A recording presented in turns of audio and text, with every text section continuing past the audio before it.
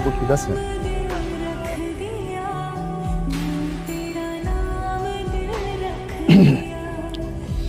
Sir, এটা আমার biodata.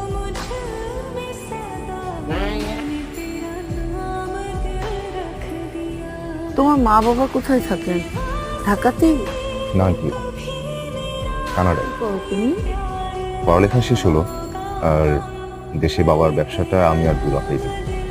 আমি বলতে পারেন এখন দুলাভাইয়ের অ্যাসিস্ট্যান্ট, শিখছি আর কি। তোমাদের ঢাকাতে বাড়ি আছে? জি। কয়তলা বাড়ি?